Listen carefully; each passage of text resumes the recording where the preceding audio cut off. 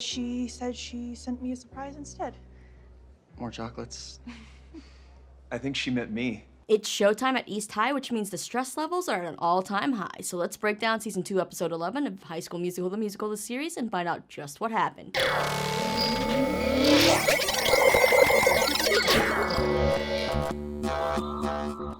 What's going on, Wildcats? Lisa here, and it's time for another HSMTMTS recap. Can you guys believe that there's only one episode left this season? Like, it's wild, right? I feel like this season has flown by so fast and so much has happened, but also so much hasn't, if that makes sense. This episode, we finally get to see East High perform some of their version of Beauty and the Beast, as it is showtime, hence the name of this episode. Last episode left us with Ricky falling from his harness while practicing the Beast's transformation, so we find out just how hurt he is and more, so let's dive in. So the episode opens on opening night, and we learn that North High's production of Beauty and the Beast was the night before, and it was epic. It has everybody, unfortunately, doubting themselves.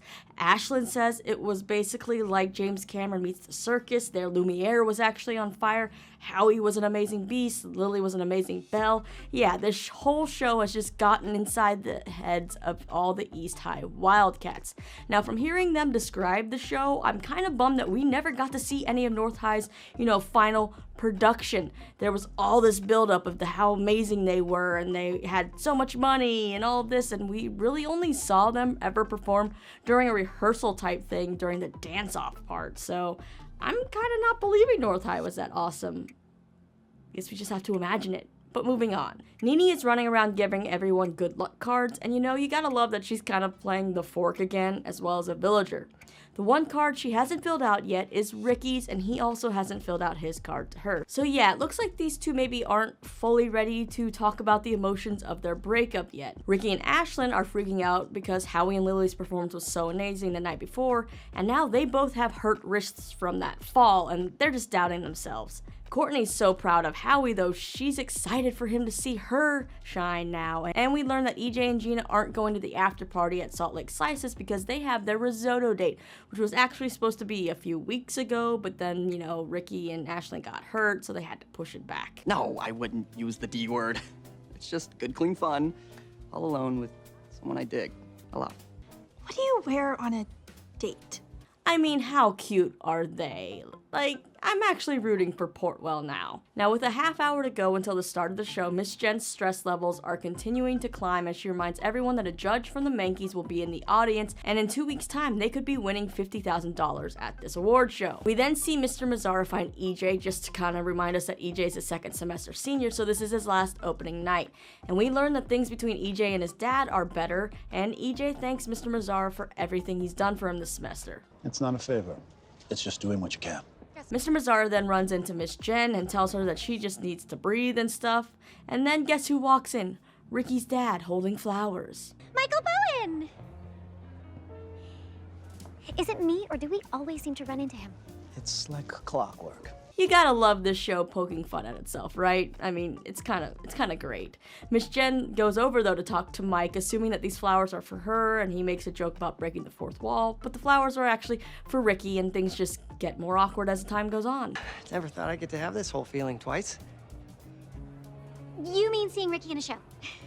It's definitely what I meant. Now, before showtime, Ricky is wandering the halls and ends up running into Lily, who is there, of course, to watch her competition. That's all she's there for, right? Not so sure about that. She showers Ricky with compliments about coming to see her favorite East High actor and how his advice about being nice to the cast worked, and she's just laying it on real thick, even asking him to talk more over pizza sometime, and Ricky says he doesn't know how that'd go over with his friends, because right now it seems like nobody at East High likes her, and Lily does call him loyal. Then Ricky sees Miss Jen and his dad in the background down the hall and calls out his dad's loyalty, and it's kind of like, don't assume things, Ricky. Ricky, when my dad got remarried, I couldn't look at the new wife for a month. Now she is literally the only sane member of my family. That's including you? You gotta love that little jab that Ricky gets in there at Lily, but it also seems like Lily's charm or manipulation, whatever it is kind of winning Ricky over by the end of the episode, so I don't know, Ricky's not being so smart right now. But that's enough about Lily, the show is about to start. So Mr. Mazzara is playing the narrator, and I kind of love his arc throughout these 2 seasons and how involved he is now with the theater. We also see that the Menke judge is in the audience. Now the opening includes Ricky's transformation into the Beast. It actually goes really well and the audience goes crazy, including Howie, who we see is howling. Miss Jen continues to be a ball of stress as the show goes on and decides to make a change mid-show during Be Our Guest to spotlight where the judge is sitting, and it is just stressing everybody out even more. But she says she wants to make this judge feel welcome, but thank you to Seb for spitting out the truth. Should we just do what we rehearsed? Doesn't that feel a little desperate? I mean, common sense, wouldn't you have more luck if you do it like you rehearsed? I mean, throwing last minute changes leads to more chances for error. Why would you want to do that? But yeah, Miss Jen has tunnel vision, is not thinking straight. Thankfully though, Be Our Guest goes great, and it's cute to see EJ and Big Red watching from side stage looking so proud of Gina and Ashlyn. And then we head into our 15-minute intermission. I am still wanting them to put the full show online somehow. Do you think they actually filmed it? Probably not, but they should go back and do it just because I'd like to see it. Anyway, Ricky and Big Red talk during this intermission about how it's kind of weird that the Beast only has until he's like 21 or something to find love, and Ricky's just got love on the brain. And he's telling Big Red that he doesn't think Lily is as mean as everyone thinks, but it's kind of like Big Red has to remind him that Ashlyn hates Lily with a passion and no one else seems to like her. But you can already see that Ricky is falling for that pretty talented blonde's trickery. Big Red, we also see, has been throwing up this whole episode. It seems like he's chalking it up to nerves of this being his first show, and it keeps disappearing. But it may just all be some kind of ploy. Dude, maybe you're pushing yourself a little too hard with this side hustle project in the South Hallway. No, it's fine. I'm almost done. I just need constant electrolytes and a whole new stomach. So what could Big Red's side hustle be, and why is he holding a paintbrush? Is he maybe doing something to surprise Ashlyn, or is it something that we haven't thought of? Nene spends her intermission still trying to write her card for Ricky, but stops to be a great friend and give advice. Courtney ran into Howie in the hallway during intermission, and he seemed to show no real emotion when she asked if he enjoyed the performance, because if you saw him in the audience, he went from cheering so much at the beginning of the show to then looking super awkward and stoic during Be Our Guest. So now Courtney's kind of freaking out, and thank goodness for Nene. Number 1, you're Courtney. Fact. Number 2, we don't do it for them, okay? We do it for us. Also fact. I mean, this advice here is just great advice in general. Don't perform for someone else. You do it because you like, and you do it for you. Ashlyn is also freaking out about how great Lily was the night before still, and Nene tells Ashlyn that she's the best Belle she's ever seen. It seems to calm Ashlyn down. EJ and Gina also have a moment during intermission when he tells her how amazing she was during Be Our Guest. Gina then gets a text and starts to look disappointed because her mom again won't be showing up. But this time her mom says she sent a special present, and no, it's not chocolate. Instead, it's Gina's brother Jamie, who Gina mentioned back in the spring break episode. Now, Jamie is played by none other than Jordan Fisher, and I love this cameo, and I love seeing Jordan Fisher and Sophia Wiley together. It is so great. I think it all started with a tweet because, Jordan is a fan of the show and said he wanted to be on it or something like that. So it's great to see him on the show. He's kind of everywhere right now, so good for him. Now, Jamie is this hotshot music producer, so he has to slip out before curtain call to get back to LA, but he lets Gina know he's so proud of her and sorry for not always being there for her, and they have this kind of sweet moment and hug. And then it's time to get back to the show again. We pick back up with the cast singing Something There, and Big Red has finally been found and is proudly watching Ashlyn from side stage again, while the audience seems to be distracting other members of the cast. We see Ricky look out and see Lily, and she's giving him a big smile. He kind of smiles, and then Gina and EJ are kind of making googly eyes at each other during this performance, while Courtney looks out, unfortunately, and sees Howie, who again is just looking like he's mad or in pain or uncomfortable or something like that.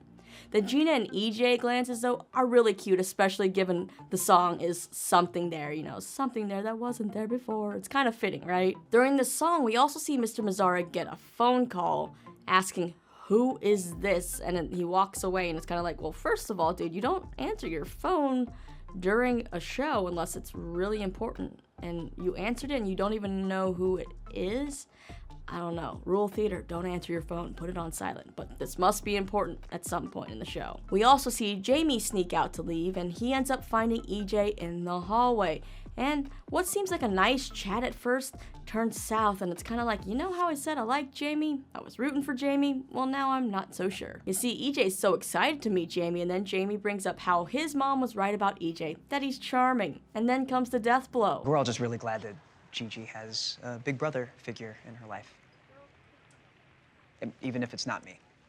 Maybe especially if it's not me. Yeah, Gina's brother's just basically psyched out EJ in yet a charming way. Like, some people just are like, stay away from my sister, they're overprotective, and it's a little more direct, but I feel like the way Jamie's doing this, it's a little more hurtful. I guess Jamie does make some good points though, saying that he's happy that Gina has this family at East High because sometimes the family you choose is better than the one you were given.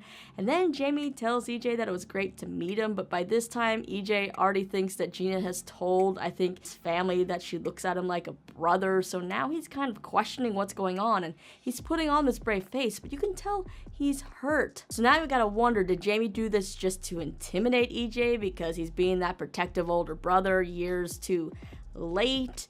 Or has Gina really said this kind of stuff to hit her mom and Jamie, and you know, that's just the impression Jamie got? I'm not quite sure, but I feel like Portwell fans, there's gonna be another bump in the road because of this conversation, because it's obvious that Gina likes EJ and EJ likes Gina, but EJ's face at the end of this conversation is so heartbreaking. But with all that drama out in the hallway, there's even more drama happening backstage. Ricky's new harness for this beast transformation scene has now gone missing, because you know something had to go wrong when it comes to this show, and everyone's freaking out. So much so that we finally see Miss Jen snap. Oh, for heaven's sakes, can't you just jump off something high? Nope.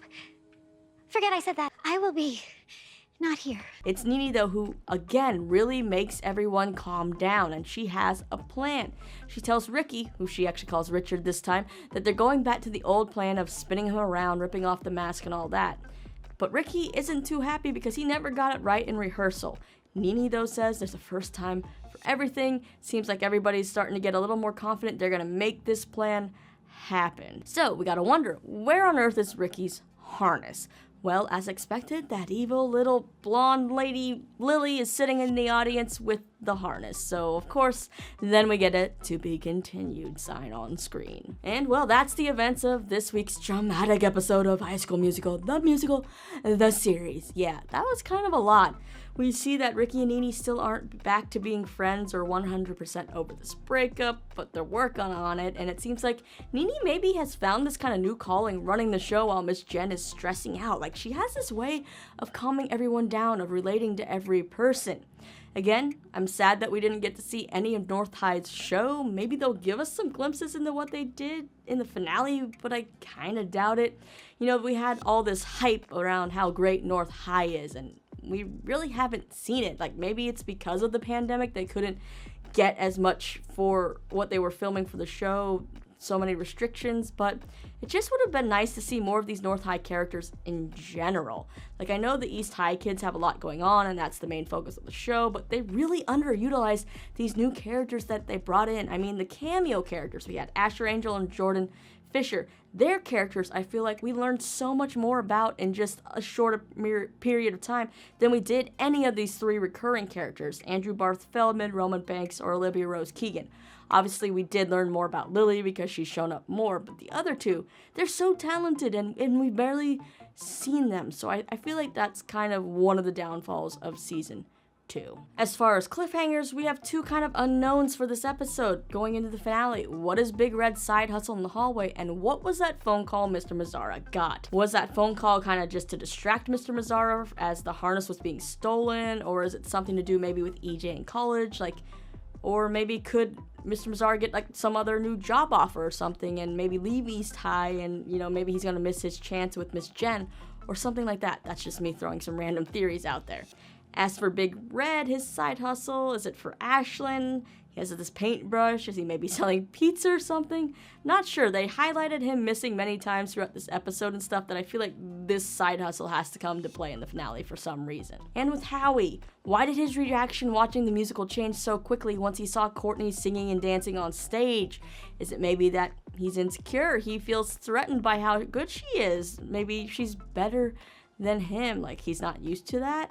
Or has he actually been maybe kind of evil this whole time and he helped Lily steal this harness and now he's feeling bad about it because he's, you know, actually likes Courtney and he's been playing her and he feels bad about it. Now looking back on the scene in Intermission of Howie and Courtney, Howie kept looking distracted and looking off to the side like he was playing lookout. Yeah, I was rooting for you, Howie, but now you're a scumbag. How dare you? You really, like, built up this good guy thing and we're getting back in the good gracious, but you guys wanted this whole harness plan to happen from the start. North High is evil, man. I think Howie, though, is having regrets because he really sees how talented Courtney is and he actually likes her, but too little too late, right? Let's just go ahead and watch the trailer for the next episode to see if we get maybe any answers. Give it up for our star! If I don't measure up in some way tonight, then I would like to know that now. You got done! Miss Jen, you're emoting by yourself. It's not over. Should we just read them now? Why not? Who's ready for the biggest moment of the year? All right, so Ricky and Nene do read their cards to each other, so maybe we'll get some closure with that relationship and we can maybe move on with friends or maybe something else will happen. We also have everyone kind of looking out in the hallway as Mr. Mazzara maybe walks in. If these scenes go together, maybe they're spying on him, hoping that, you know, he talks to Miss Jen and gets a love connection or something. And also seeing Mr. Mazzara talking to EJ and then EJ turning to see Gina makes me double down on kind of on my theory that the phone call that Mr. M got was about EJ and his college career or college future. And we also see that Gina's just so happy about this date and the outfit she has, and I'm just feeling that EJ's not going to act on his feelings anymore, seeing as he's graduating and what Jamie said, and that we're going to unfortunately see Gina heartbroken again, but I'm hoping that does not happen. We also see Miss Jen with the Mankey scorecard or something like that at the Salt Lake Slices for the after party. She's still in the same red dress from show night, so it must be the same night. They're getting the results pretty fast. But she says that's the biggest moment of the year, but wouldn't that come when the Mankeys actually happen and announce the winner? Because just from the scorecard, unless you know what North High's score was and all the other schools, you're not going to know if you won or not. Who knows, there's still a lot of little loose ends to wrap up by the finale, which also hopefully leaves us with some good cliffhangers so we can get a season 3. Something interesting though is according to IMDb, the synopsis for this finale episode coming up is that when the Wildcats head to Salt Lake Slices, Miss Jen continues to experience tunnel visions over the awards. Mr. Mazzara shows his softer side, Ricky reevaluates a party crusher, Gina speaks her truth, and Nene makes a life-altering call. I mean, that in itself is very interesting. The party crusher, maybe they mean crasher, but I get why party crusher also works. It's referring to Lily. Maybe her stealing the harness will come out. North High could be disqualified, I hope. Gina also speaks her truth. Maybe that's her telling EJ she doesn't care what her brother said. She likes him. Or maybe she talks to Ricky. That's her truth. Who knows? Also, the Nene making a life-altering call is something that's very interesting. Like, she couldn't be going back to Yak. Would she? But, like, given Olivia Rodrigo's, you know, huge success lately, maybe she doesn't want to do the show anymore. They could write her off, but I hope that does not happen. I don't even know why I said it. I don't even want to speak that into existence. But we have so many questions, and I guess we're just going to have to wait until next week to see. For now, let me know down in the comments all your thoughts on this week's episode. What do you think Big Red is doing? Why is Howie acting so weird? And do you think EJ will cancel his date with Gina? What did you think about Jordan Fisher popping up on the show? Let me know all your thoughts down below. And after that, don't forget to hit that subscribe button. You can check out more of my videos right over here. I have some, interviews with the cast, all kinds of things. And yeah, as always, thanks for hanging out with me, listening to me ramble. And I will see you back here for the finale. Hopefully it's a good one. See you then.